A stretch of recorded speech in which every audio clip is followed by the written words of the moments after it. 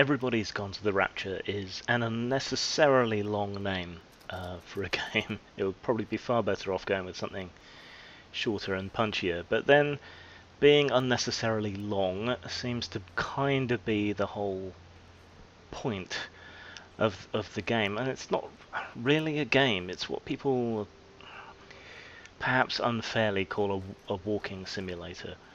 Now, on paper, Everybody's Gone to the Rapture should be right up my alley.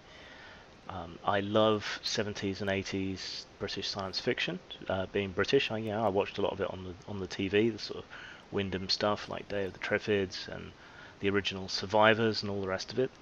And this definitely has the right feel for a lot of that. It's set in the 80s in a small British town or village, depending which way you want to spin it.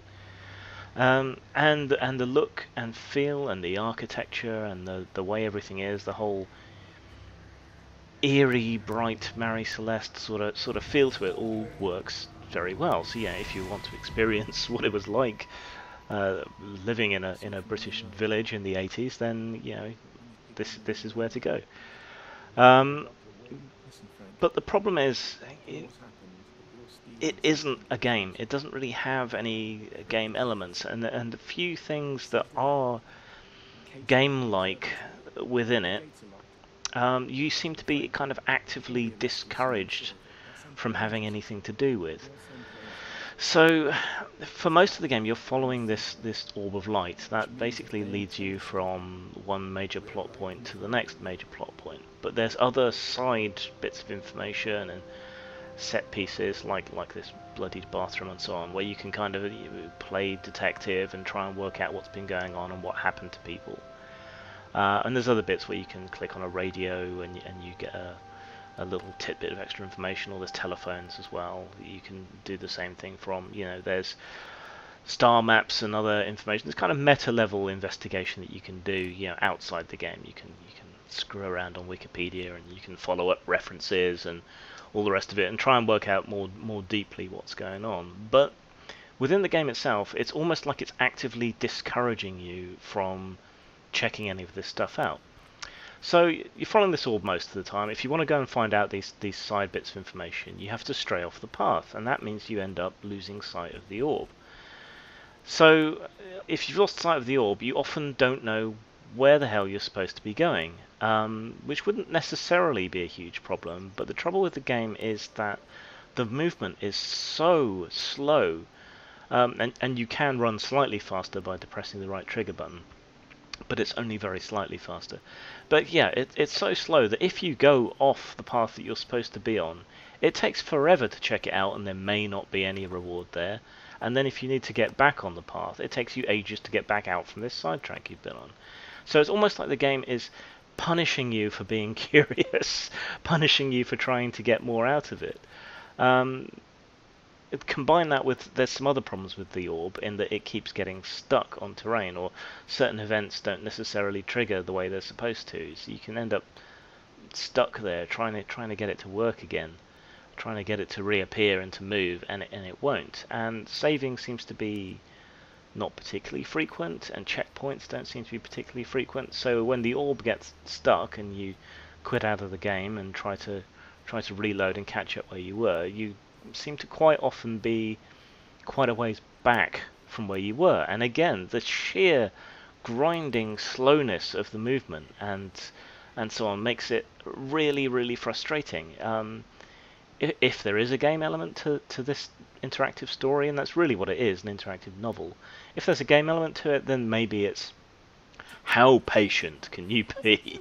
Because it will really test your patience. Oh God, I want to move to that next area quicker. I can't jump this tiny little hedge that I could certainly jump in real life. I can't move properly. I can't really interact with anything.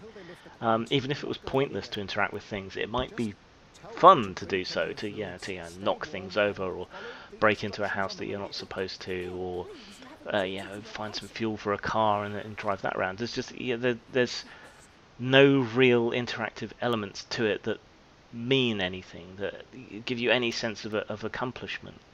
And the story itself, a great deal of it is irrelevant to the weirdness that's going on. You know, people's personal relationships and so on don't tie in directly to the story in any real meaningful way. And while that's humanistic, the mystery here is what's going on. You know, I want to know what this light and weirdness is about, and yet the information that I find doesn't really tell me that much about it.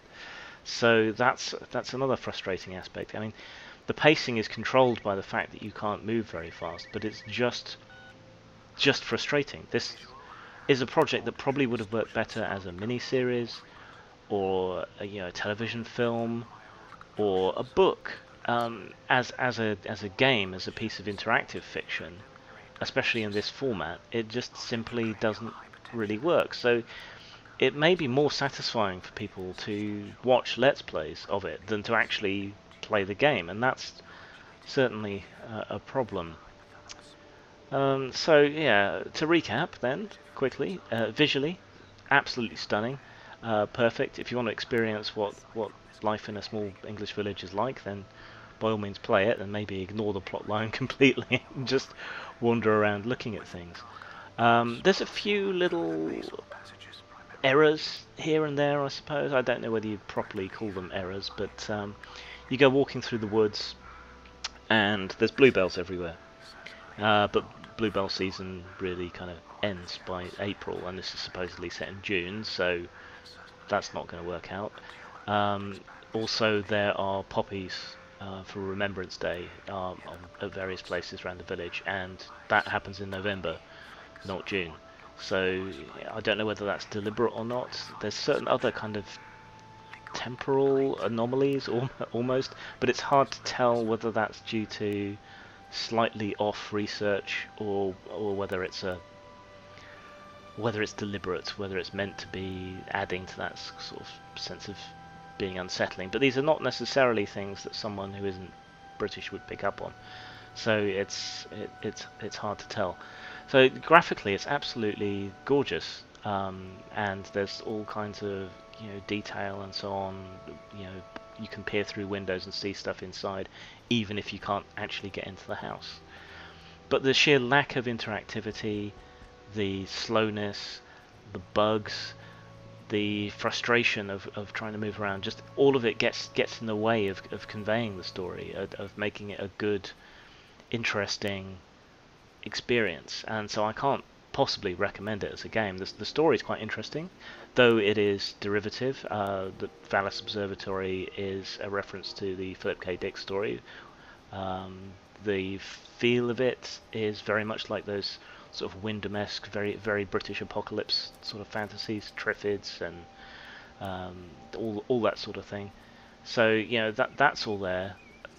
But as an interactive experience, it is just severely lacking. There's too much that gets in the way of you enjoying that story. It's something that would absolutely be better as a normal linear story. So scores then. I will give it 4 out of 5 for style. It looks gorgeous. All the details are great. It's just there's little annoyances and weirdnesses that get in the way of it being a full 5. And substance-wise, 1. Now that might seem unfair because there's aspects to it that are great. There's definitely a story there. You go poking around covers of books, charts on the wall, all that sort of thing. So there's plenty there to look at. There's plenty there that has meaning. But I give it such a low substance score because getting to any of that meaning, exploring the world, and so on, it's just shallow. You can't meaningfully interact with the world, and the system is set up in such a way that you get frustrated and you just end up hating the game and wishing there was a better way to interact with it. So overall score 4 plus 1 is 5. Overall 2.5, below average. If it wasn't so gorgeous, I wouldn't waste your time with it at all. But as a graphical experience, it's fun. Otherwise, rubbish. Talk to you later. Bye.